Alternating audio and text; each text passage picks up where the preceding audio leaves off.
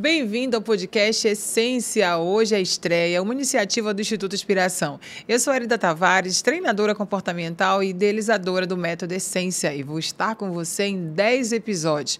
Eu fui servidora pública por quase 7 anos e hoje assessoro políticos, prefeituras e líderes da gestão pública.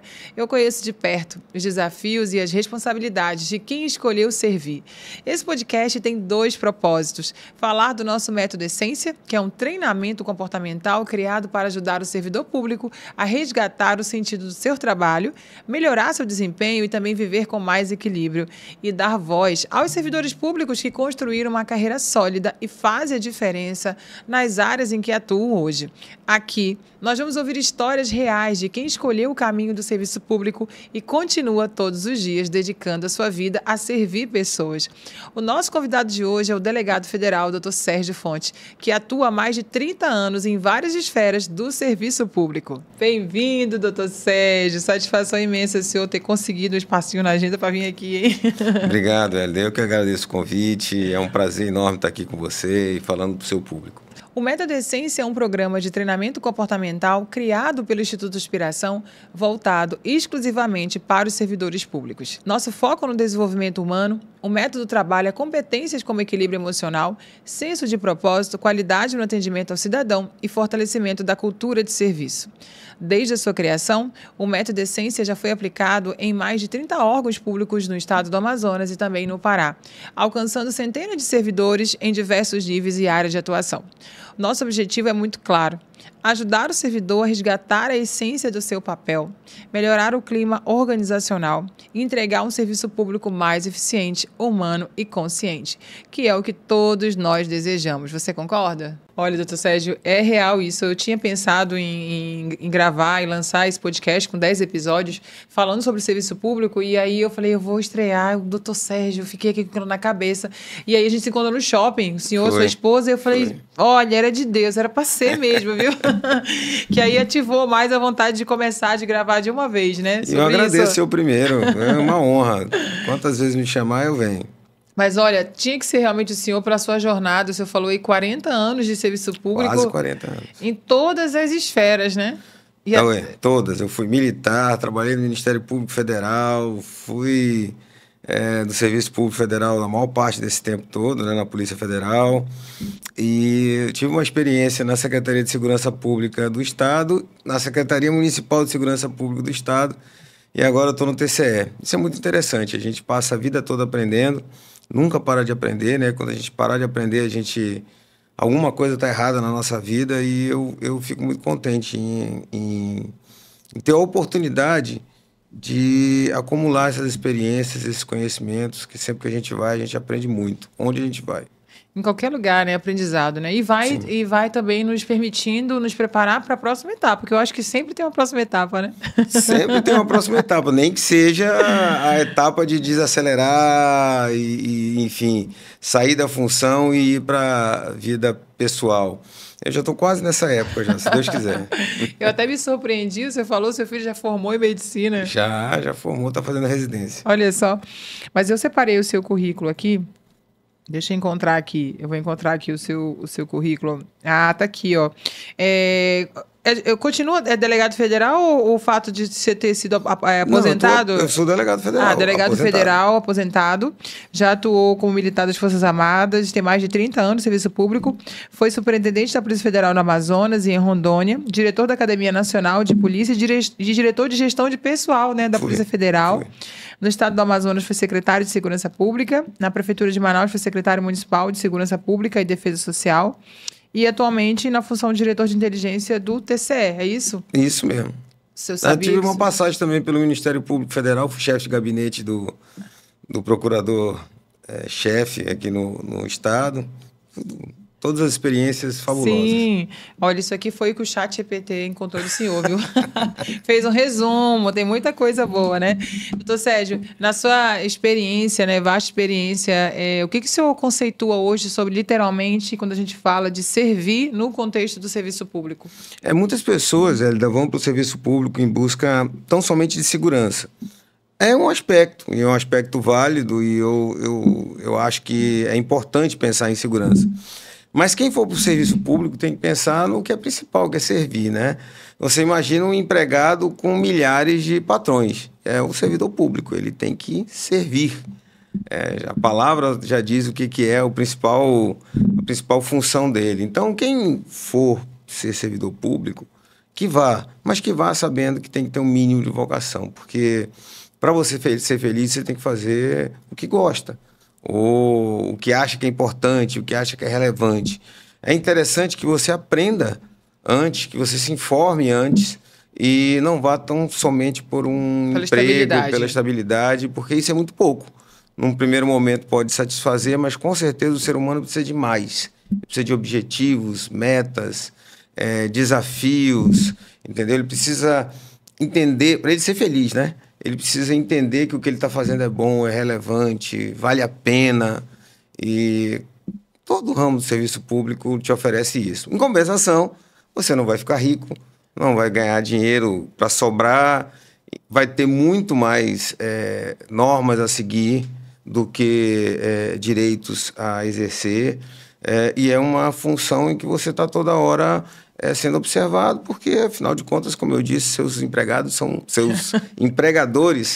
são toda a população brasileira. São muitos, né? São muitos. E agora, né, com essa rapidez do celular, você vive no Big Brother, né? Qualquer coisa você pode ser exposto, literalmente, né? Com certeza. E eles estão certos, assim, do ponto de vista de que qualquer coisa que você faz no exercício da sua função pública não é particular, é público. É público. Então, todo mundo tem direito a saber. Agora, eu achei interessante isso que o senhor falou, porque eu acredito que no início da jornada, mesmo quem venha só pelo interesse da estabilidade, chega um pouco ali mais animado no propósito. Mas os percalços do caminho, né, tudo que envolve ali o serviço público, pode criar ele, em algum momento, etapa da vida, aquele desânimo da mesmice, né? E aí, precisa fazer alguma coisa, né? Não posso estar ali num local achando que está tudo ruim, minha vida está ruim e não estou fazendo nada. Exatamente. Esse clima organizacional ele também passa pelas lideranças, né? Sim. Elas têm que estar muito preocupadas em manter o seu efetivo animado, disposto a trabalhar. Ele tem que estar sempre... O líder tem sempre que estar passando para o seu colega, sob o seu comando, o quão é importante o que ele tem que fazer, porque tudo é importante. Tudo no serviço público é importante. No serviço privado também... Mas, assim, a gente é importante porque a gente trabalha para o Estado e o Estado normalmente se preocupa em reduzir as diferenças. Sim. Então, 99% das coisas que você faz no serviço público é para propiciar ao cidadão que tem menos uma determinada condição que possa lhe dar dignidade, que ele possa viver com dignidade. E só por isso já vale a pena trabalhar. Mas o líder tem muita responsabilidade nesse desânimo que às vezes bate no servidor público, sabe? Ele tem que estar ali toda hora apertando o parafuso. Apertando o parafuso. E eu, por falar nisso, eu ia lhe perguntar se mais lá no meio, mas já que o senhor tocou no assunto, o que o senhor acha que diferencia um bom líder no serviço público? Porque o líder de serviço público, às vezes, ele não é um líder preparado, né? São indicações políticas, de relacionamento, mas ele pode se preparar. Então, o que diferencia? O cara chegou no cargo, como é que ele vai ser a diferença para ser um bom líder? Essa capacidade de se preparar. De entender, quando não está preparado, que é necessário se preparar, de entender que ele lida com pessoas, não é com máquinas ou com números, ele tem que interagir com as pessoas, com os seus subordinados, de que ele é o exemplo, é o esteio, ele tem que dar o exemplo, ser a mola propulsora, tem que ser o primeiro a chegar, o último a sair, resumindo, e tem que escutar bastante. O líder escuta. Né? Se ele não escutar, se ele só falar, ele não vai saber o que ele está fazendo de errado. Ele tem que ter a disposição e a humildade de saber que está sendo errado, de aceitar bem as críticas e tratar bem o seu subordinado, para que ele possa tratar bem as pessoas que ele está atendendo. Isso tudo, a gentileza, com certeza, gera gentileza. Então, já é um bom caminho se ele for um líder gentil e humilde. É um bom caminho. Ele for interessado, preparado... tecnicamente um profissional gabaritado é melhor, mas se ele não for nada disso, se for humilde e gentil, já tá bem, já tá já 50% tá ganho. Já consegue exercer a liderança ali com mais tranquilidade, se é que é possível, né, gente? Porque a liderança nunca é tranquila. Agora, doutor Sérgio, quando passa na sua cabeça esses 40 anos, teve alguma... Quando é que o senhor entendeu essa missão de servir mesmo? Teve algum episódio que o senhor lembra assim, pô, eu tô aqui, realmente eu vou ter que fazer muito além do que eu tô sendo contratado, né? Olha, eu sempre desejei isso, né? Nas Forças Armadas, nos 7 anos que eu passei na aeronáutica, eu entendia que era importante, eu trabalhava no controle de proteção ao voo, então, as pessoas decolam aqui, chegam em outro lugar, eu tenho uma parcelinha nisso. Eu ajuda o controlador, que não era operador de sala de tráfego, e então sempre tive isso em mente, mas eu sempre quis ir para a Polícia Federal. Eu sempre quis trabalhar num lugar que era evidente o desequilíbrio de forças do mal e do bem. E tentar equilibrar minimamente isso, né? Combater a corrupção, os crimes que normalmente as pessoas se julgam intocáveis. Isso sempre... Mas não pelo próprio crime em si, pelo próprio combate ao crime em si. Isso não é o objetivo principal. O objetivo principal era fazer alguma coisa que fizesse diferença. Assim, fazer diferença na vida das pessoas. Estancar uma corrupção, prender um carregamento de cocaína que vai destruir várias famílias. Então, é sempre o efeito que me faz ficar satisfeito com a minha função pública. E aí depois eu fui aprendendo, porque os primeiros anos foram de peão, foi no chão da fábrica, né? Eu trabalhei 7 anos como chefe da Entorpecentes. Você já começou na Polícia Federal como delegado, né? Fui 7 anos chefe da Delegacia de Entorpecentes. Eu acho, não tenho bem certeza não, mas estou quase certo que eu fui o recorde. Nenhum outro delegado, pelo menos nessa Delegacia de Entorpecentes, ficou tanto tempo. Aí um detalhe, essa delegacia dá sorte, viu? O atual diretor-geral da Polícia Federal foi que me substituiu. Dr. Humberto Ramos, que foi superintendente aqui, me substituiu, veio depois de mim na DRE. O Leandro Almada, que também foi superintendente aqui, me substituiu na DRE. Ou seja, todo mundo que passou pela DRE aqui teve uma escola boa e hoje está ou aposentado, mas passou por cargos interessantes. Por quê? Porque a DRE não tinha sábado, não tinha domingo, não tinha feriado, não tinha Natal, não tinha Ano Novo. A gente trabalhava conforme a demanda da criminalidade. Conforme eles trabalhavam, né? A gente trabalhava também. E essa foi a minha escola. E depois eu fui superintendente em Rondônia, superintendente aqui, academia, e depois disso sempre em cargos de gestão, de alto escalão. E se eu perguntar para o senhor, o que o senhor acha de habilidades, e aí cabe muito o senhor inspirar outras pessoas, que habilidades o senhor hoje reconhece que o senhor teve ali nesses momentos para sempre continuar e cada vez mais crescente em cargos de alto escalão? Porque o senhor poderia terminar como muitos delegados que encerram a carreira como delegado, né? Às vezes é o que ele quer, né? A gente tem que sempre tomar um cuidado. Primeiro, antes de falar do Sim, meu, não, a gente não é demérito, não, continuar. É só que tem pessoas igual o senhor que se destacam e que o líder maior vê e quer o senhor ali pro cargo de liderança. Porque realmente a pessoa tem que fazer o que ela quer, né? Exatamente. Eu sempre tenho muito cuidado com essa questão de meritocracia, porque a meritocracia é assim, quem diz, você trabalha, você vence.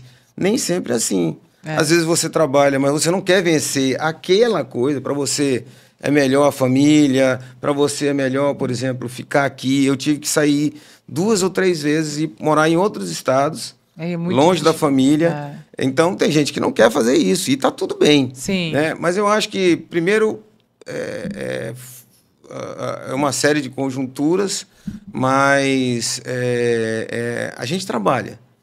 E aí espera que... Na Polícia Federal isso é bem marcante. Eu nunca, quando eu assumi a primeira superintendência, eu não conhecia nunca tinha ido em Brasília para visitar uma autoridade. O diretor-geral não me conhecia, ninguém da direção-geral me conhecia. Eles ouviram falar do meu trabalho aqui através dos meus chefes locais, doutor Rosa, doutor Mauro Espósito, que faleceu recentemente. Enfim, eles falaram do meu trabalho e Brasília nos escolheu. E depois disso foi foi trabalhando e sempre sendo lembrado pelo trabalho, porque, na verdade, eu nunca conheci as pessoas que me promoveram pessoalmente. Não conhecia, a não ser de oi, o governador Melo. E o governador Melo mandou me chamar para ser secretário de Estado aqui. Tinha trabalhado com o Davi naquele período em que ele ficou governador, como né? governador interino. Quando ele assumiu como prefeito, ele me chamou. E assim por diante. A gente vai abrindo, tem que ter um network bom, você tem que falar com as pessoas, porque é através das pessoas que o seu trabalho chega de um local para o outro. Você não faz propaganda em outdoor, funcionário público pelo menos não faz, né? É relacionamento, e resultado, né? E resultado. Eu acho que o seu nome aqui, doutor Sérgio, aqui no nosso estado, é muito lembrado com eficiência, né? O senhor vai entrar e vai resolver. Se o senhor reparar os seus chamamentos, os últimos que eu acompanhei, né, até como de secretário de segurança, que foi todos aqueles recordes, né, de secretário, até na prefeitura foi aquela confusão do Covid, né, da vacinação. Foi. A gente tem que estar disposto a enfrentar a bronca também. Bronca é uma boa oportunidade para você mostrar o seu trabalho. Então, quando você, funcionário público, for enfrentar uma bronca, pense que bronca é bronca, mas também é oportunidade. É uma maneira interessante de você se mostrar preparado para assumir novos voos, né? Sim. Agora, isso também eu acho que tem a ver um pouco com a sua característica, né, doutor Sérgio, de não ter medo do desconhecido, porque por mais que seja a área de segurança, os desafios que o senhor assumiu, eles eram um pouco, assim, desconhecidos. A parte de gestão, de ter que lidar com as pessoas. Se, por exemplo, na Polícia Federal, a questão da superintendência, é muito mais surpreendente do que parecia? Tudo. Todas foram. De chefe de uma delegacia operacional, sim, tá na rua fazendo inquérito e sem parar, para um cargo eminentemente de gestão, que é o de superintendente, aquele que representa a Polícia Federal. Assim, eu nunca tive um cargo tão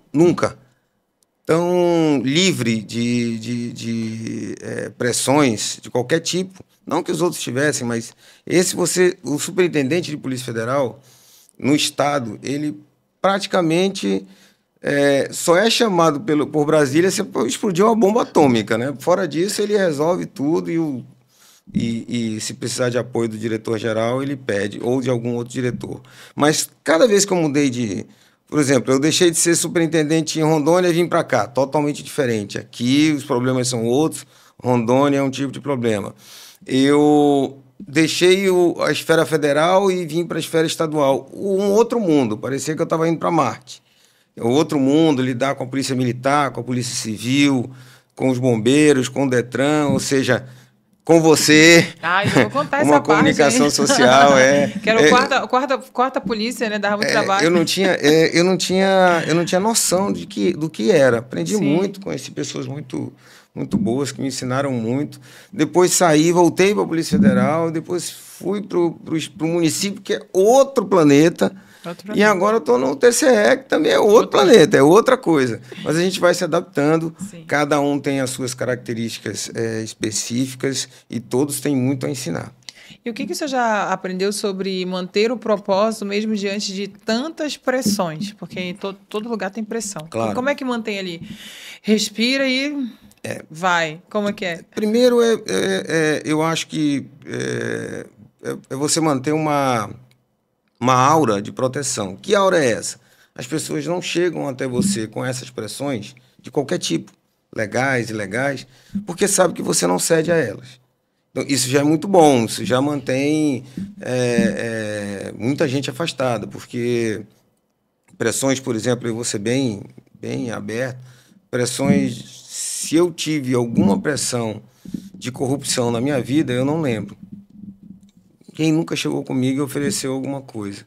Eu acho que porque eu nunca dei espaço para isso, né? Só tinha medo de ser preso, né, doutor Sérgio? Também. Mas, assim, se manter tranquilo, continuar tratando as pessoas com gentileza, mas sempre deixando claro a sua posição. Você é um funcionário público, que você sabe o que tem que fazer, né?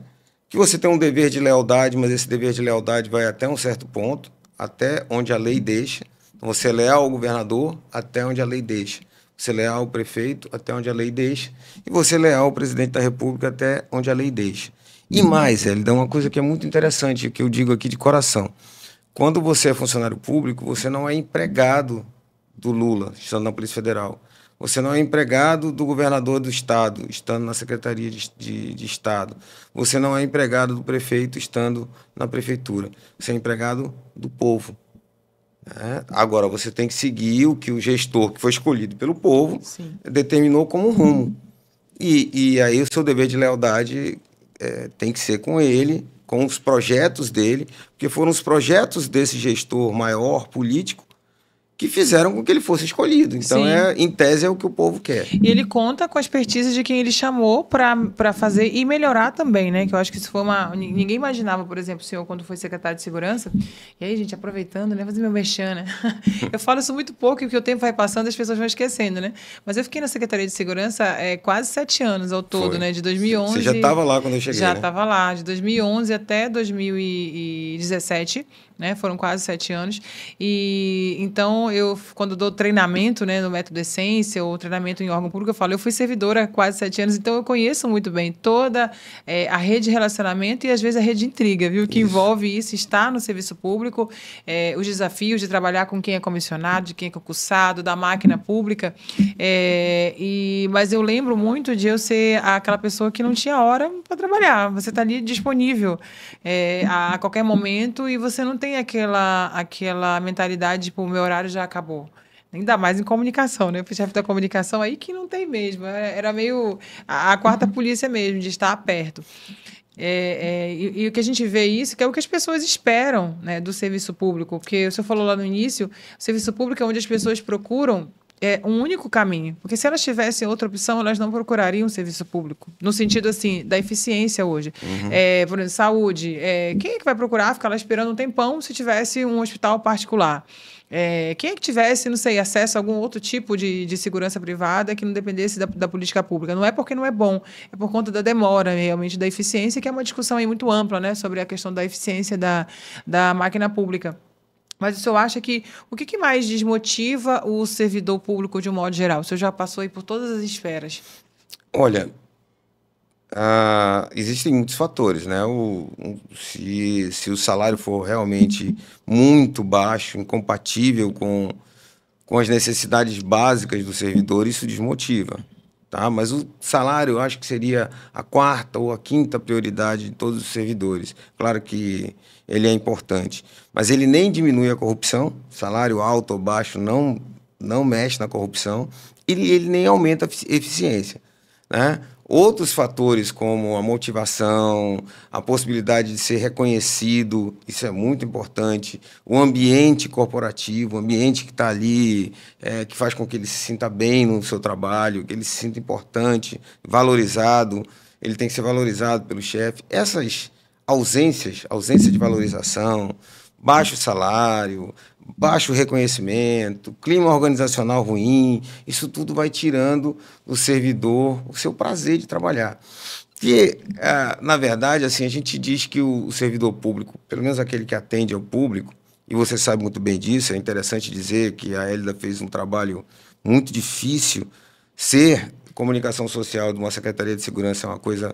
Pesadona. É muito complicado, porque tudo que acontece com o policial mais novo lá em Guajará-Mirim é responsabilidade da Secretaria de Segurança. Então, dar explicações todo dia, constantemente, toda hora.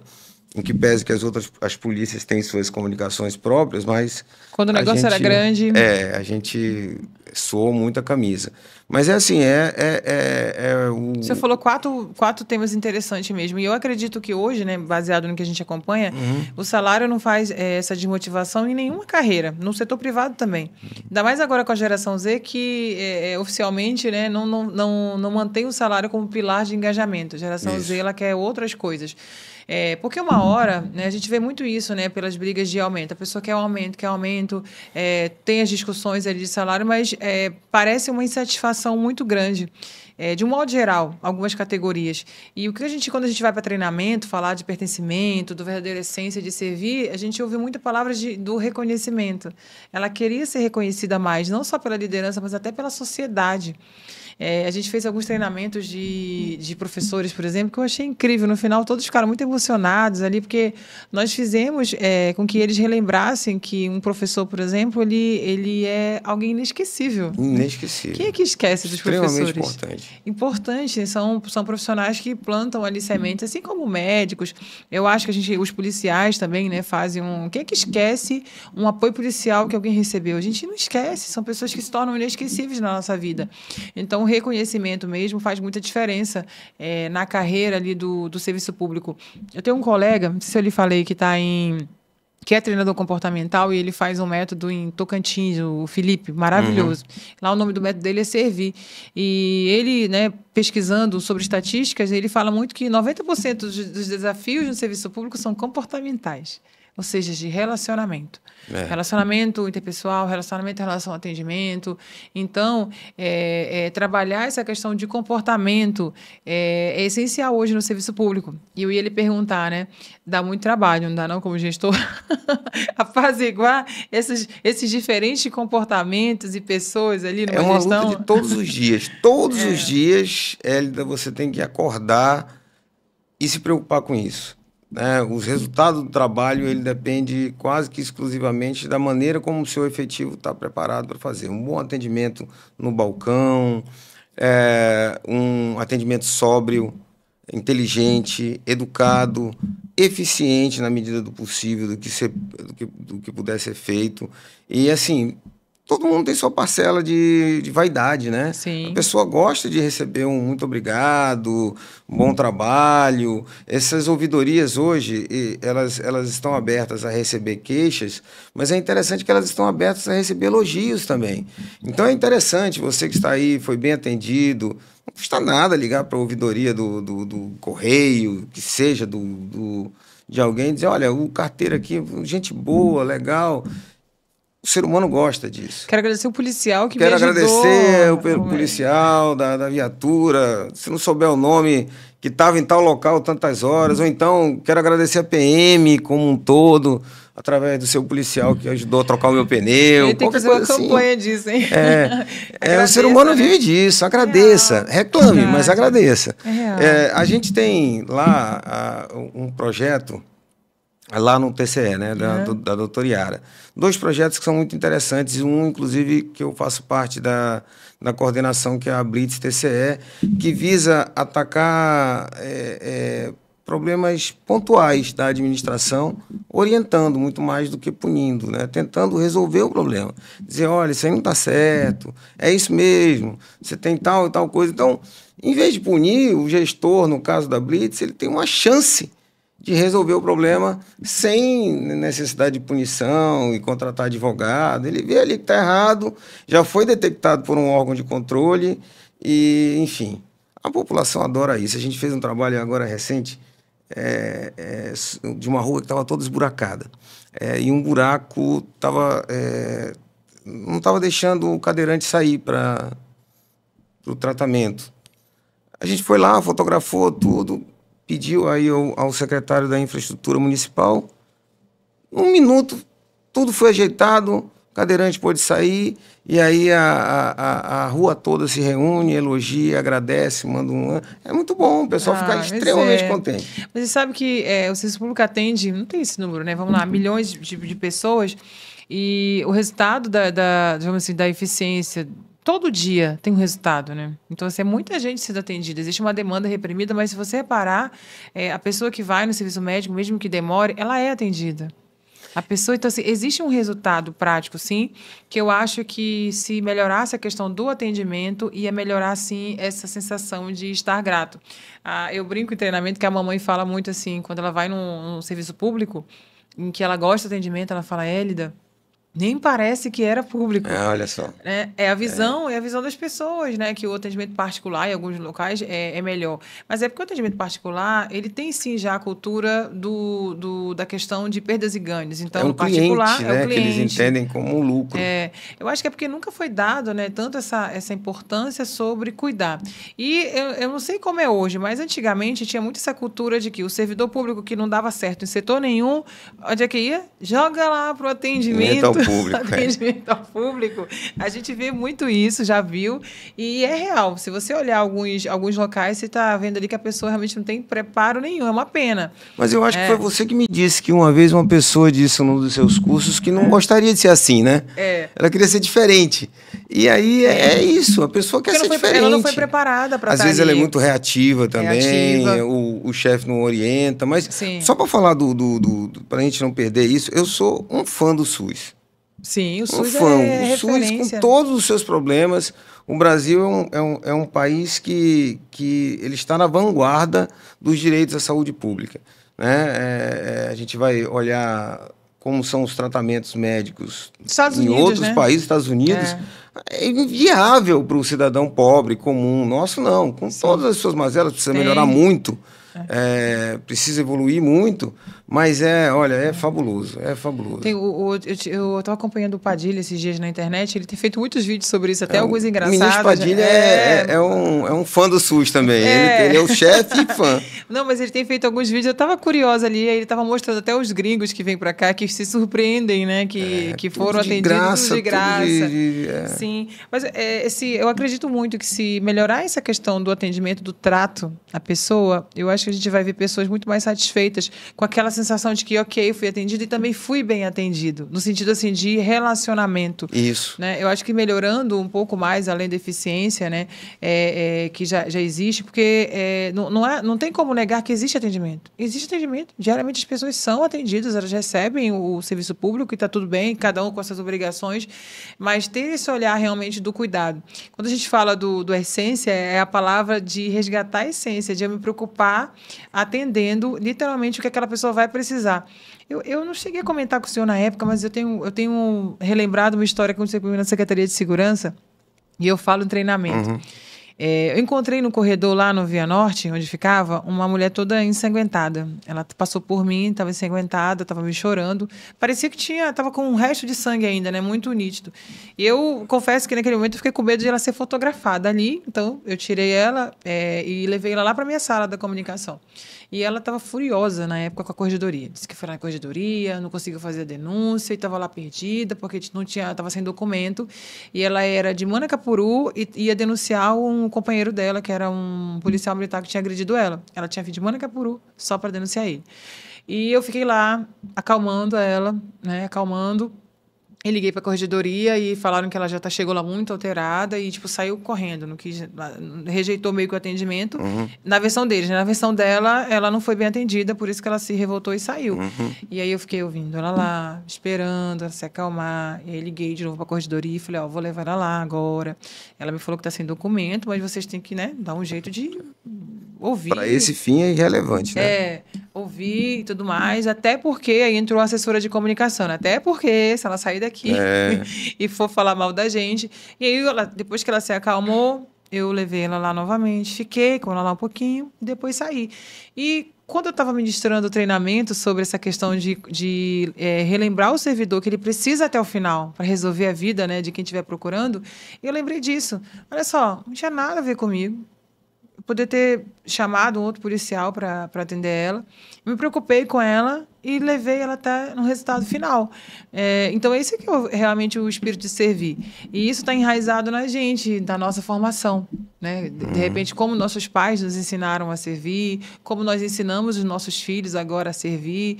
Isso está muito na nossa formação pessoal e naquela nossa visão de cultura ali do que a gente está passando, né? Isso, eu vou tirar esse seu caso e levar para a esfera da realidade policial.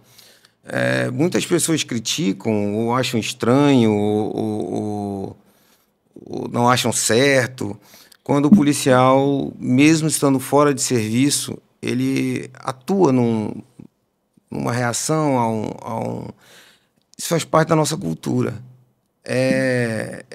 Você espera isso de um profissional que escolheu a polícia, a segurança pública como profissão. Então, realmente, ele não precisa. Ele está no shopping, está todo mundo correndo para um lado, ele vai correr para o outro. O que é que ele tinha que se meter lá? É o trabalho dele. Né? É importante que as pessoas entendam isso. Às vezes há uma incompreensão com relação ao trabalho policial nesse aspecto, mas o policial, quando ele atua fora do horário de expediente, ele nada está mais, não está fazendo mais nada do que a sua obrigação. Ele é obrigado a fazer isso. E tá bem enraizado no propósito dele, né? Está bem enraizado no propósito dele. Você pode gostar ou não.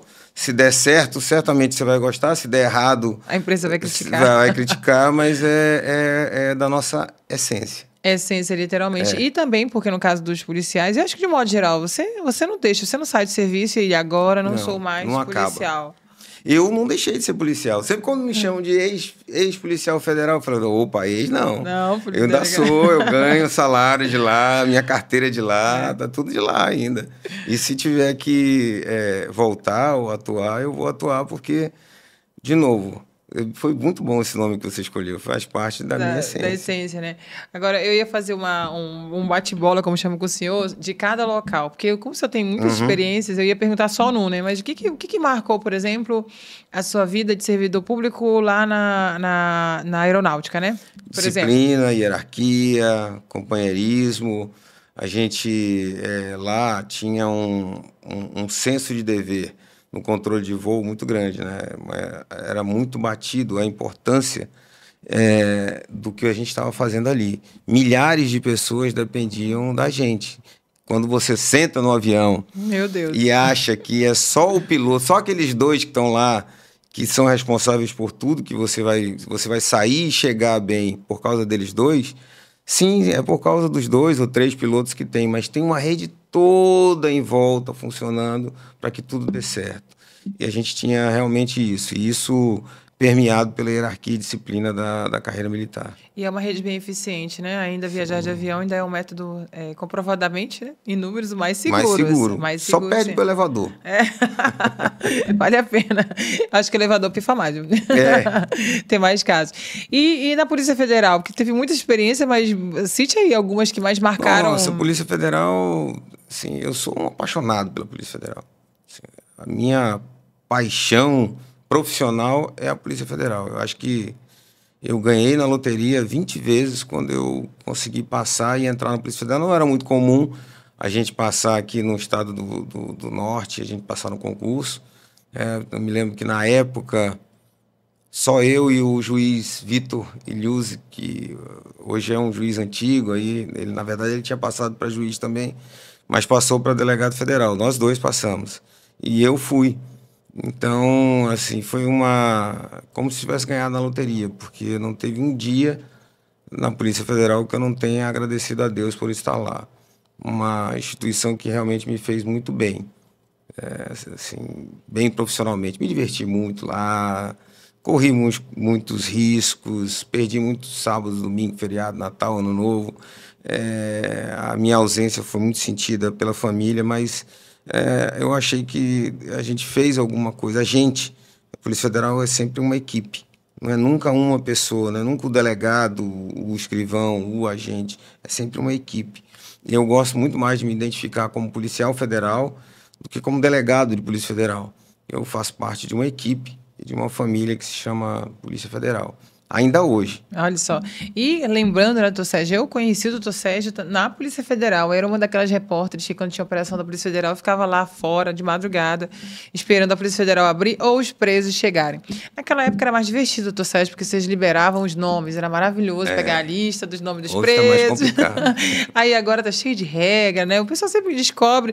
Às vezes eu vejo notícia na internet, assim, a Polícia Federal prendeu pessoas. Eu falo, ai, nossa, que chato. Não tem os nomes, não tem mais aqueles vídeos. Claro, né? Teve todas as regras aí dessa questão da exposição, mas como jornalista posso dizer, viu, Douglas, que era muito mais divertido, viu? Mas você sabe que a gente foi evoluindo, né? O processo das grandes operações eu acompanhei bem. Começou nos anos 2000 e eu fui um dos responsáveis, eu acho, por uma das primeiras grandes operações do Brasil. Qual foi? Foi a Águia. A Águia. Operação Águia, no 2003, se não me engano, 2002, 2003, eu fui o coordenador daquela operação. Antes a gente não trabalhava daquele jeito. Trabalhava de um jeito ineficiente, que acumulava inquéritos, acumulava trabalho e você não tinha objetividade. Mas, assim, só para terminar, a Polícia Federal, ela também me deu muito. Eu dei muito para ela, entreguei minha vida para ela, mas ela me deu muito. Graças à Polícia Federal, eu conheço quase todo mundo, Hélida. eu fui fazer curso pela academia em São Tomé e Príncipe. Nós fomos criar a Polícia Judiciária de São Tomé e Príncipe, aquelas duas ilhazinhas no Golfo da Guiné. Não tinha Polícia Judiciária lá, a gente foi lá criar a primeira turma de Polícia Judiciária de um país chamado São Tomé e Príncipe. Olha só. Nós montamos uma academia da Polícia Federal em Guiné-Bissau, também na África, na época do auge do Ebola, lá todo mundo tinha medo de ir, nós fomos lá montar, enfim. E aí a Polícia Federal me mandou para diversos países para aprender, ela investiu em mim. Aquela questão que você falou do investimento no profissional, a Polícia Federal investiu muito em mim, me mandou para os Estados Unidos diversas vezes, me mandou para a França, para o Equador, para a Espanha, para um monte de local. E em troca disso, à medida que ela ia investindo, ela ia Você ia cobrando, naturalmente devolvendo, né? E ficou. Eu tenho, assim, uma paixão muito grande pela Polícia Federal. Olha só, esse aí dá um bom recorte pro senhor reativar o seu Instagram, hein? Seu Instagram. Agora você falou sobre Torço pelos meninos aí, para que, olha, cuidem bem da minha casa aí. Quem é o superintendente hoje? É o doutor Garrido. Ele tomou posse quando eu era superintendente aqui em 2008. Trabalhou comigo, excelente policial. Nota 10. Não conheço. Agora, a carreira policial, um dos pilares de conhecimento é você entender comportamento humano, né? Exatamente. Ler pessoas, né? É o principal. Como é que é o nome? É análise de perfil que se chama? Análise de perfil de pessoas, análise sociológico, antropológico, enfim, a gente faz tudo. Você ouve como padre também, ouve confissão, faz tudo. No interior vai mediar ali os menores conflitos, tudo, né? Tudo. Então a gente pode dizer que uma carreira policial também legitima, por questão da base do conhecimento, bons líderes, né, Instituto Sérgio? Porque vocês conhecem tantos de comportamento que a pessoa entra ali e vocês já fazem o raio-x das pessoas. O trabalho policial, acho que como um todo, imagino que na Polícia Civil, na Polícia Militar, em outras polícias seja a mesma coisa, ele é um trabalho em equipe. Então, existem trabalhos em que você pode trabalhar sozinho, o Ministério Público, acredito, tem a equipe, mas o promotor ele pode trabalhar sozinho, e de fato, em alguns municípios ele trabalha sozinho, né? Mas o policial não, ele não trabalha sozinho, nenhum. Nem o militar, nem o civil, né? Então, o convívio, a camaradagem, corporativismo no bom sentido, né, desde que ele seja por bem dentro da legalidade, ele faz com que essas instituições agreguem um conhecimento muito grande aos seus membros do comportamento humano, porque na verdade ele trabalha com o comportamento humano. Crimes são comportamentos eminentemente humanos. Quem não é humano não comete crime, né? Sim. Então, assim, a gente realmente tem um preparo muito grande para lidar com pessoas, até aqueles profissionais que não são treinados especificamente para isso. O dia a dia, o convívio, a oitiva, a dissuasão, o convencimento, a mediação de conflitos ali do dia a dia, um delegado de polícia de uma cidade do interior que tem que apartar a briga de vizinho e tal, ele vai agregando conhecimento nesse aspecto, sim, com certeza. Imagino, né? Tantos cursos. Estava falando com o doutor Lauro Tavares, que é promotor. Sim. Aí ele me falou uma vez de um curso que ele tinha feito. Eu falei, nossa, mas senhor, isso é muito puro comportamento, né? Era fora, assim, de uma área acadêmica, uma coisa muito doida de comportamento. Ele falou, é porque na nossa jornada, para conhecer pessoas... Eu falei, aquela pessoa que você olha e você já... Raio-X. Grande Lauro. Já sabe de perfil comportamental. E quando a gente fala, né, no serviço público, hoje tem se falado ainda mais sobre a questão de saúde emocional. E eu imagino, né, que na sua época, acho que não tinha, como na época do mundo, não era uma área que se preocupava muito. Acho que, tipo, vai, faz, vive, mas você sabe que tem os prejuízos, né? Sim. Hoje, o que você avalia hoje de seu cuidado com a sua saúde emocional hoje, que envolve, né? Nós somos seres sistêmicos, nosso corpo reage às emoções, cada vez mais, eu tenho estudado sobre isso. Como é que o senhor hoje avalia essa necessidade realmente de se cuidar da saúde emocional? Quando a gente fala no serviço público, aí você pode falar das polícias ou da questão do órgão que o senhor atua. Olha, nas polícias a gente sabia, desde a década de 90 ali, a gente tinha um conhecimento empírico, uma impressão de que realmente é uma carreira que sobrecarrega muito psicologicamente o seu profissional. Não é à toa que os maiores índices de suicídio, de depressão, de alcoolismo e de uso de substâncias entorpecentes estão nas polícias, né? Realmente é uma pressão muito grande. Você lida com um lado obscuro do caráter humano, da sociedade. Muitas vezes você não tem o reconhecimento por esse sacrifício, né, vamos dizer, em tese, de lidar com pessoas ruins, de lidar com a violência.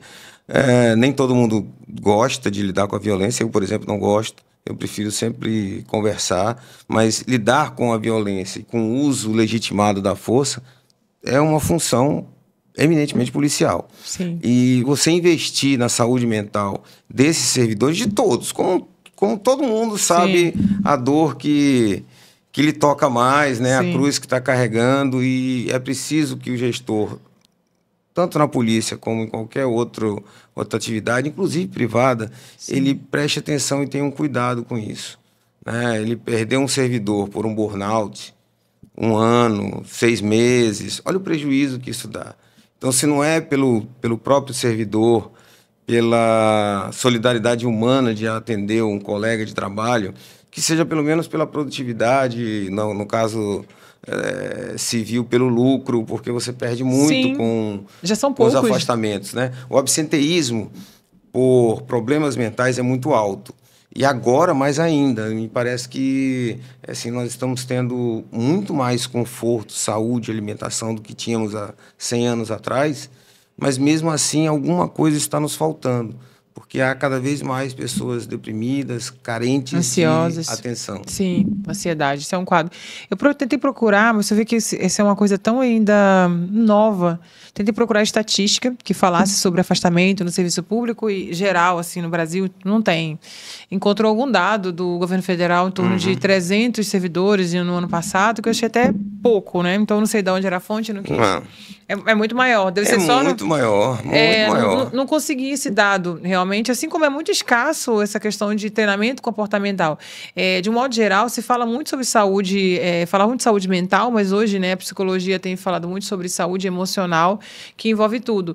E aumentou muito.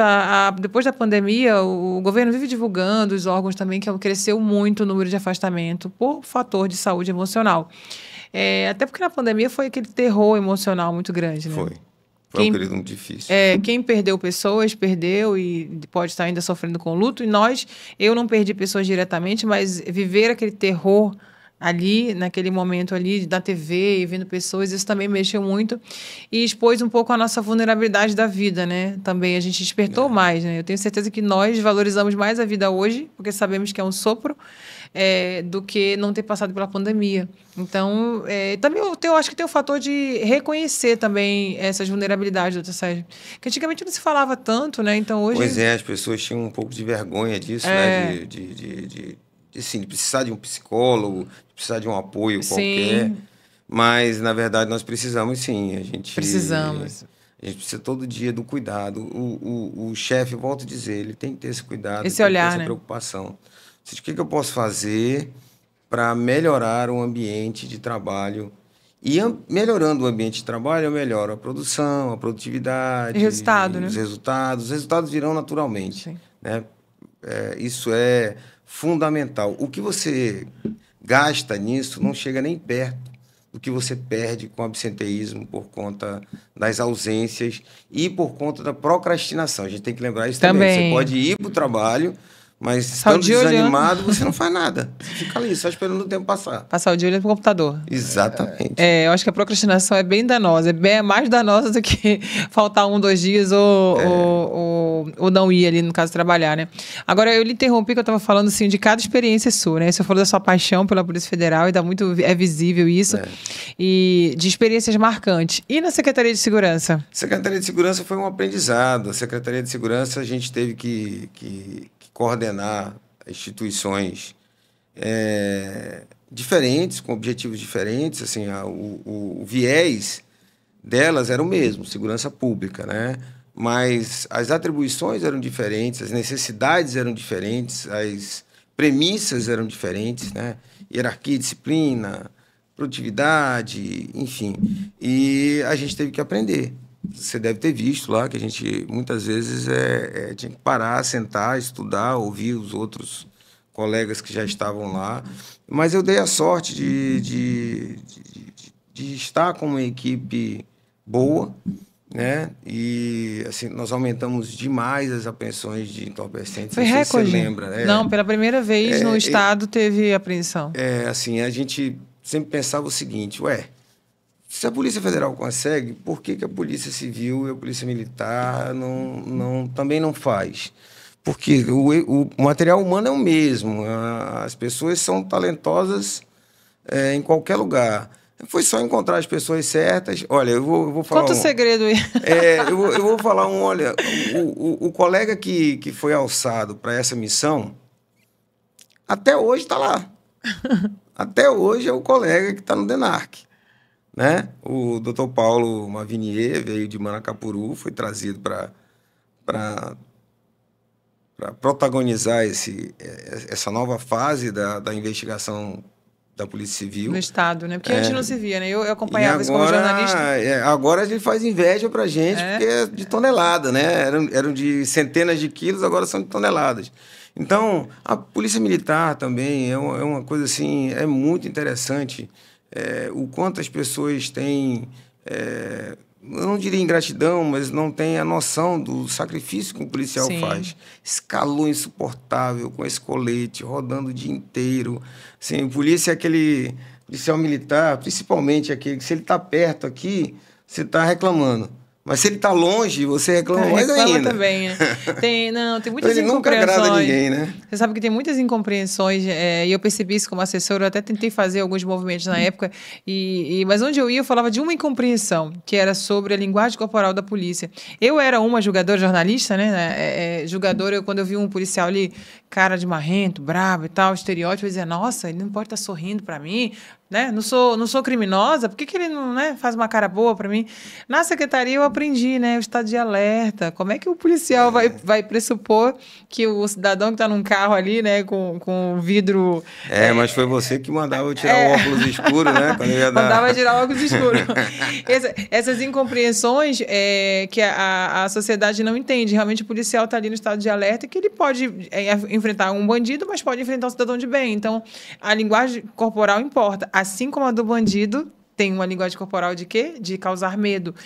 Então, tudo isso, e aí a Polícia Militar realmente tem essas incompreensões do papel. Né? Aí, talvez já seja como é que chama? A cultura.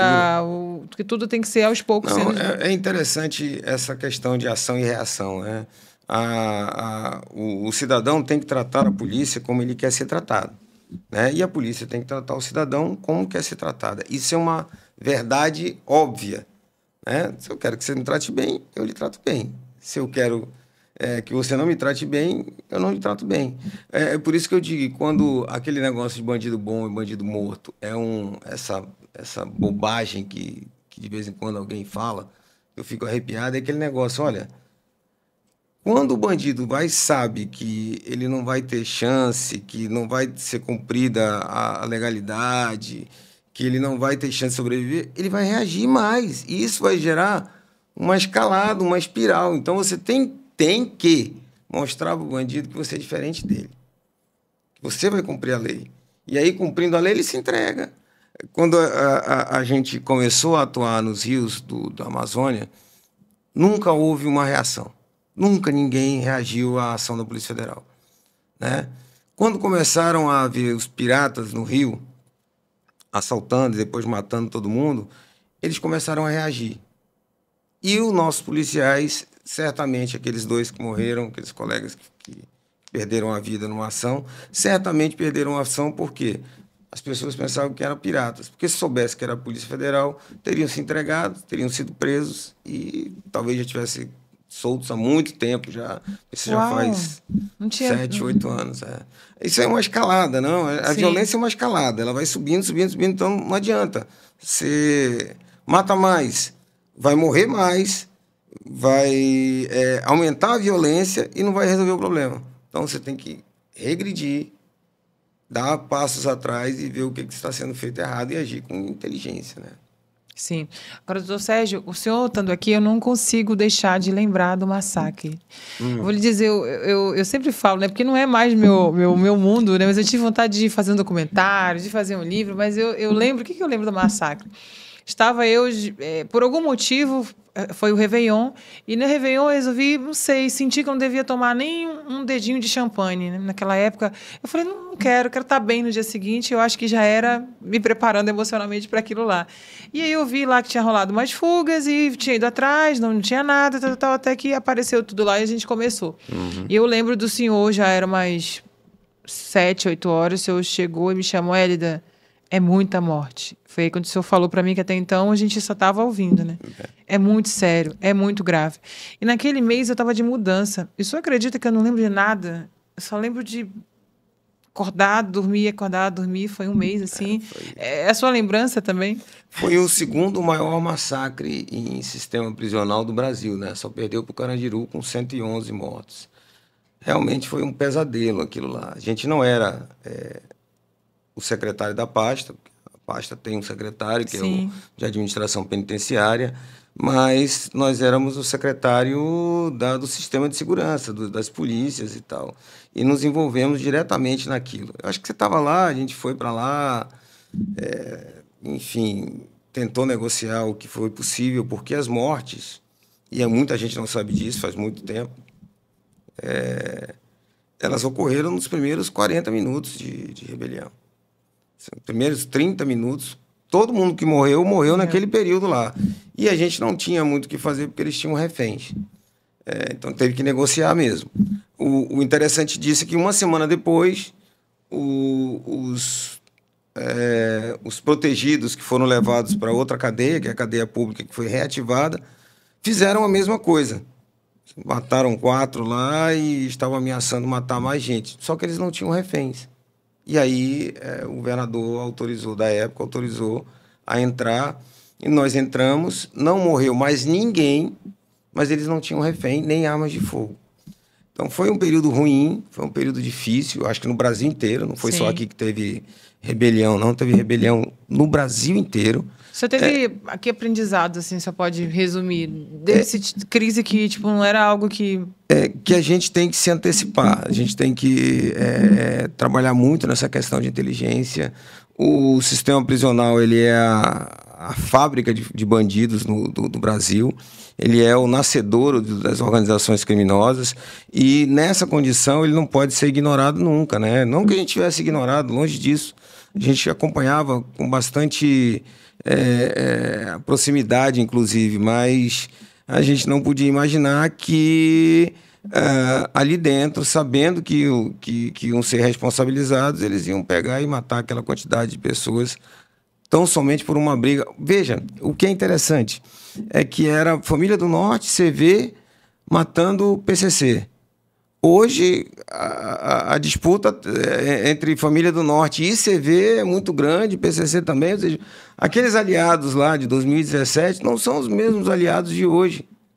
Então, essas coisas vão mudando. Mudou muito. Vão mudando. E nos lugares em que o crime organizado é hegemônico, como, por exemplo, São Paulo, você tem uma falsa sensação de que é mais seguro. Mas não, é porque a facção já tomou conta de tudo e domina tudo. E só se comete crime se ela deixar. Nós ainda estamos numa fase que eu acho que é possível reverter, em que não existe áreas ainda que você não vá, né? Que a polícia não entra, ou que só entra com um aparato muito grande. Essa é uma vantagem que eu acho que tinha que ser explorada, e assim, nada impede que a gente pudesse seguir talvez o mesmo raciocínio que o Rio de Janeiro seguiu com as polícias pacificadoras. Entrar nos locais, expulsar a criminalidade e o Estado entrar. O que se errou ali no Beltrame, que era o secretário de Segurança? Sim. É que o Estado não entrou. Só quem entrou foi a polícia. Aí com segura. O tempo, já não volta segura, tudo, né? Não segura, volta, né? Tudo. Agora, o senhor, como é que é hoje? O senhor é diretor de inteligência, né, lá do Tribunal Sim. de Contas do Estado, que é um braço do Poder Legislativo. Exato. E como é que o senhor fica assistindo as coisas, vendo tudo isso, o seu instinto policial? Tem hora que não dá vontade de ligar para alguém e falar, ei, faz isso. Dá, mas a gente tem que se comportar, né? Eu estava como secretário municipal de segurança pública, né? A gente tinha conseguido armar a guarda municipal. Eu tenho uma expectativa muito grande na guarda municipal, viu, Hélida? Eu acho que pode ser uma ferramenta excelente para voltar àquela questão da polícia comunitária. Que o Ronda do bairro começou ali, né? O contato com as pessoas, que elas vejam no policial alguém que está ali para ajudar a atravessar a rua, coisas desse tipo. Enfim, lembro muito bem que eu aceitei a proposta do prefeito Davi por conta de que ela me foi muito atrativa e ainda hoje eu acho que ela tem um potencial muito grande. No entanto, a proposta da doutora Yara está me permitindo desacelerar. Sair da atividade policial propriamente dita e para uma atividade de controle externo importante, muito importante, mas menos engajada com linha de frente, segurança né? Pública, exatamente. Douglas, traz água para a gente. Mas já que o senhor falou sobre isso, sobre desacelerar, tem duas coisas que eu queria perguntar para o senhor. O que o senhor acha que, de um modo geral, o senhor melhoraria no serviço público? Porque parece que, apesar das diferenças entre as esferas, tem uma similaridade entre elas, né? Tudo é muito comum. O que o senhor melhoraria para melhorar a vida do servidor público, de modo geral? Eu investiria nas carreiras, né? Que as carreiras fossem mais ou menos a mesma coisa. Administrativos de todas as polícias ganhassem iguais, os cargos ganhassem um pouquinho melhor e tivessem o seu acompanhamento de produtividade, porque também é desestimulante, Hélida, você trabalhar muito e um colega que não trabalha nada ganhar a mesma coisa. Isso também não é justo. Além de não ser justo, mina a capacidade produtiva de determinado órgão ou setor. Então, você tem que procurar dar a todos a sua parcela de trabalho e exigir a parcela correspondente. Treinamento é super importante. O treinamento é uma maneira de prestigiar o servidor, é uma maneira dele reafirmar laços. Às vezes ele encontra com pessoas no treinamento que ele não encontrava faz tempo, mesmo estando na sala ao lado, né? Às vezes é também um recado que a administração dá para ele, dizer assim, olha, você não está esquecido, nós estamos lembrando de você, você vai, enfim. É uma oportunidade que ele tem de criticar a administração, né? De falar para a administração. Às vezes o chefe dele está lá e seria interessante uma crítica que você nunca ouviu. Sim. Quem não gosta de ouvir crítica não vai ter sucesso. Não deve estar no mundo. Não devia liderar pessoas. Sim. Mas assim, eu diria que o treinamento é um grande passo para você resgatar um servidor que, em tese, está desmotivado. Interessante, porque o treinamento dá a ele conhecimento. E nós, seres humanos, nós amamos. O nosso cérebro, a neurociência fala que quando nós estamos aprendendo algo novo, nosso cérebro fica turbinado, fica mais animado e dá motivação, porque é como se fosse água limpa, água nova. Então, ele dá realmente fator motivacional a qualquer ser humano. Está desanimado, até falo isso em treinamento. Está desanimado, está achando que a vida está meio sem graça? Vai estudar algo novo. Seu cérebro vai ferver. Vai dar como aquele academia, ânimo. né? Dói a primeira semana, mas depois que você acostuma, não fica sem. Às vezes termina o treinamento, volta para a faculdade que largou, isso vai mesmo. Fazer um curso de inglês. Aplica algo novo ali, algo né? novo, aumenta a produtividade. Olha, esse aqui é um negócio que para mim é disruptivo, é a inteligência artificial. É real. Todo mundo tem que fazer alguma coisa para aprender, para saber o que é. Eu, velhinho aqui, mal sei, se você é minha testemunha, eu nem sei mexer no Instagram, mas já sei fazer uns promptzinhos lá na IA. Tem que voltar. Então, você vai usar a IA, o chat, aí você vai dizer, chat, o senhor é muito conhecido no Google, você digita lá seu nome, faça isso você já fez isso por curiosidade? Não. Coloque lá, chat, quem é Sérgio Fonte? Vai aparecer tudo lá do senhor, ele vai resgatar tudo. Não vou colocar isso não. Vai procurar e depois você coloca esse chat, faz um cronograma de post para mim, para eu publicar no meu Instagram. Pronto. Olha aí, vou fazer isso, sim. Vai ter perfeito. É, porque hoje a gente vai, não tem para onde fugir, né? Aqui mesmo, todos os nossos processos, nós estamos ensinando hoje, liderança, como usar IA para resolver conflitos, como diminuir as tensões, porque os conflitos estão muito na comunicação. É. Então, se eu ajuste a comunicação, eu naturalmente já reduzo os conflitos em todas as áreas, no atendimento, no relacionamento interpessoal. E o líder, né, tem agora a IA, que é maravilhosa. É maravilhosa. Em vez de estar falando, ô, fulano, você está me atrapalhando aqui, chegando atrasado todo dia, a IA vai dar um textinho sem emoção, bonitinho. Prezado senhor, todos os dias noto que o senhor está chegando após horário. É incrível, Tom. É que às vezes a IA dá uma puxada de saco e a gente tem que mandar um comando para ela. IA, algo menos emocional, por favor, mais rígido. E juntando todas essas experiências, doutor Sérgio, o que o senhor acha hoje, assim, refletindo, que legado Sérgio Fontes já deixou no serviço público?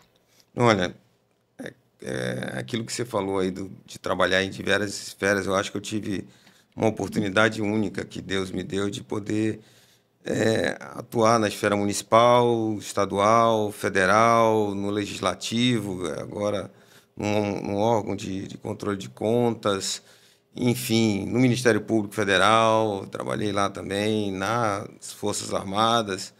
Então, essa experiência, ela me trouxe a certeza de que eu tenho que continuar aprendendo, né? E de que se eu pude fazer alguma coisa foi porque os colegas com que eu tive a oportunidade de trabalhar dedicaram força, trabalho, confiaram na minha liderança e me ajudaram a produzir alguma coisa. Eu não sei se a gente deixa assim, um legado, não diria isso, mas eu acho que eu posso me afastar hoje do serviço público, pelo menos com o que todo servidor público quer, a consciência do dever cumprido. Assim, o meu dever é aquilo que me foi pago, pago para fazer, dentro das minhas limitações, eu fiz da melhor maneira possível, com a melhor das intenções. Eu costumo dizer que eu não tenho raiva e nem lembrança de ninguém que eu prendi, que eu investiguei, ninguém. Ninguém. Foi tudo profissional e tudo feito para ser dentro da lei. E isso me dá a consciência tranquila de que eu posso ir para casa sem ter feito inimigos. Alguém pode até não gostar de mim, mas eu não guardo rancor de ninguém nesses anos todos como investigador, como profissional de segurança, lidando com violência, lidando com criminalidade, lidando com, como eu digo, o que há de pior no ser humano, né? Quando ele acha que ele pode atacar o outro ser humano, seja patrimonialmente, seja fisicamente, seja moralmente. E isso, de fato, não me causou traumas. Eu durmo bem, graças a Deus, apesar de todas as confusões, as broncas, né, que a gente Muitas chama. broncas. Apesar de todas as broncas, eu durmo bem e eu acho que cumpri o meu dever. Ainda tem eu não diria a última, mas essa missão com a doutora Yara, nossa presidente lá do A sua TCE. atual. Atual. Excelente. Olha, deixa eu fazer minuto dos meus chefes todos. Eu tive 2 chefes mulheres. E foram as melhores chefes que eu já tive. A doutora Graça e a doutora Graça Malheiro, não sei se você lembra dela. Lembro, ela é de Santarém? Ela é de Santarém, está fazendo bolo hoje. Olha, hoje ela faz bolo para vender. Eu vou lá com ela, viu? Que eu vivo lá em Santarém agora. Um doce, eu te dou o telefone dela. Uhum. E a doutora Yara, né, que é uma pessoa que tem mudado as diretrizes, os paradigmas do tribunal, e que o tribunal já vem fazendo isso com os outros conselheiros que antecederam, mas na gestão dela ela tem voltado muito o tribunal para frente, para olhar para frente, para tentar... Você deve ter visto muito, né? Os conselheiros interrompendo licitações, Sim. shows e tal. Isso não era comum. Era só fazendo o para-brisa, né? Olhando para trás. Aquilo que já tinha sido feito, o tribunal julgava e eventualmente multava ou não e tal. Agora não, ele vai para frente. Ele quer, com o controle concomitante, ele quer evitar que o dano ocorra. Depois que o dano ocorre, dificilmente você consegue repor, né? Sim, dano. Mas isso sou suspeito para falar sobre mulher. Né? Estudando o comportamento, a gente sabe que as mulheres, nós temos um olhar que os homens não têm, né? Nós somos mais intuitivas, nós usamos o nosso lado emocional para intuição e para liderança, apesar de estarmos em poucos cargos de liderança, que eu acho que isso aí é o fator emocional que prejudica, viu? A racionalidade do homem para liderança, às vezes, ela é mais prática mesmo, mas nós mulheres, quando estamos em liderança, nós temos um olhar, sim, mais humano e mais prático pelo nosso ser intuitivo. Eu não duvido, não, que a doutora Yara faça esse trabalho aí, é gigante mesmo. À frente também porque tem, né, a capacidade, né, a formação, né, toda... Ela era do quadro, né? Isso. Sempre foi do tribunal. Entrou no tribunal, salvo engano, na década de 70. Uau, muito tempo, e né? até hoje está lá. Permanece jovem. Especialista, permanece jovem.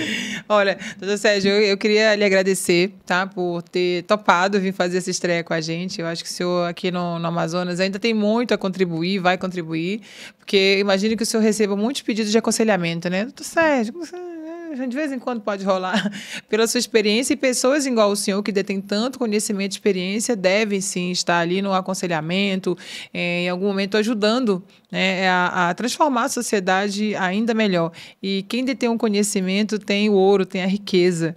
Né? E o senhor não pensa, não, doutor Sérgio, aí pensando, né, repassar tanto conhecimento que o senhor tem, né, que é muito comum em pessoas que passam por carreiras longas igual o senhor pensa em visão de futuro, assim, o senhor pensa numa carreira de conhecimento, de dar aulas? Não, ainda não penso, não. Eu penso assim, já dei aula, né, na academia, eu fui instrutor durante mais de 10 anos de uma disciplina lá chamada Planejamento Operacional.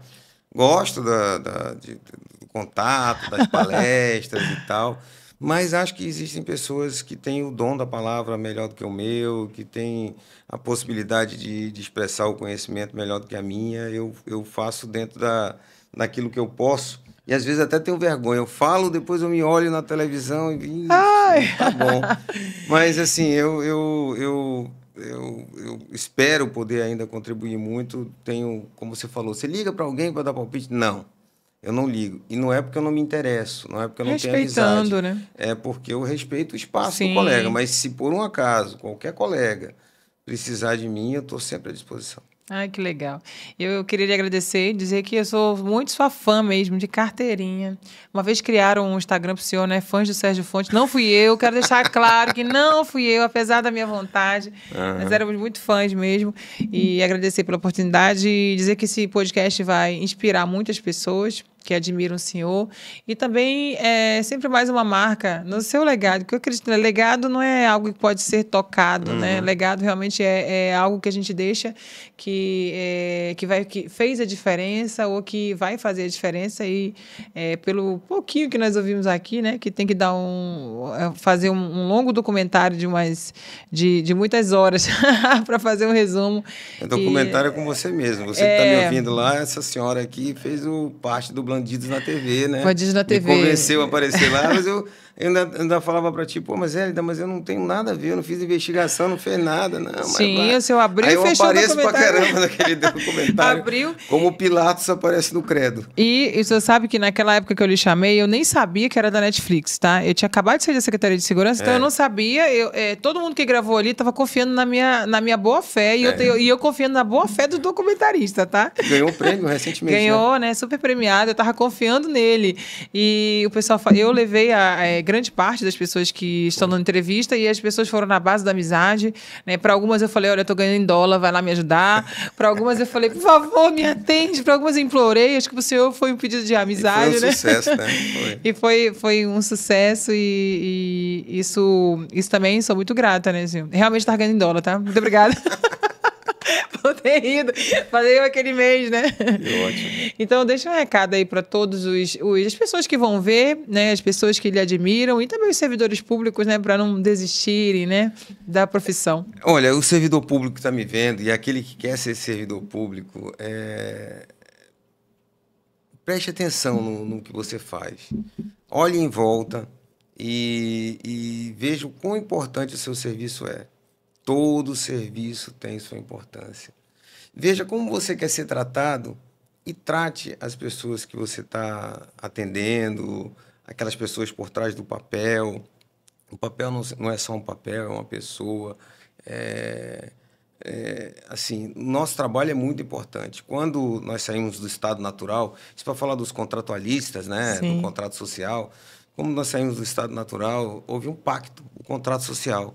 O cidadão abre mão de uma parcela de seus direitos, daquilo de fazer justiça, por exemplo, própria, e entrega para o Estado. Então, o Estado é titular desses direitos. Ele é o titular dos direitos, mas para exercê-los em nome da sociedade. Então, quando você está trabalhando para o Estado, você não está trabalhando para o prefeito, o governador, o presidente, o secretário, você está trabalhando para o povo. Então, não faz nenhum sentido você agradar seu chefe imediato e não agradar quem está pagando seu salário, né? Então, assim, é preciso um alto grau de abnegação e a certeza de que no serviço público você só vai conseguir uma coisa, é a satisfação do dever cumprido. É isso Então aí. venha para o serviço público, venha, porque nós precisamos. Eu acredito que a tendência é que com a IA a gente consiga aumentar a produtividade, pegar aqueles serviços repetitivos e chatos e entregar para a máquina fazer e nos dedicarmos a lidar com pessoas, que só o homem consegue lidar com o homem. Então a Sim. IA nunca vai poder lidar com alguém reclamando que nem a senhora lá, toda suja de sangue, reclamando. É. A IA nunca vai conseguir fazer isso. Só um ser humano vai conseguir fazer isso, porque só um ser humano entende outro ser humano. Consegue entender, gente. Então, olha, essa foi a nossa estreia aqui do podcast Essência. Nós vamos divulgar aí no nosso canal do YouTube do Instituto Inspiração. Você vai poder acompanhar lá. Também vou divulgar no meu. E o Dr. Sérgio está se comprometendo aqui, ele vai divulgar também o texto lá no Instagram dele. Ela vai botar para Eu vou mim. colocar lá, exatamente. Sou eterna assessora de comunicação dele, porque admiro muito. E nós vamos trazer outras pessoas que têm essa vivência, essa experiência, essa dedicação e que escolheram servir. Eu tenho falado, e eu acredito nisso, que o serviço público não chegou para ninguém como uma mera coincidência. Tem algo aí na sua carreira, na sua jornada, no seu propósito, que levou as pessoas para o serviço público. E elas precisam descobrir qual é esse propósito. Você que está me vendo aí precisa descobrir qual é esse propósito. Então, até o próximo episódio. Valeu aí, você que ficou. Tchau, tchau.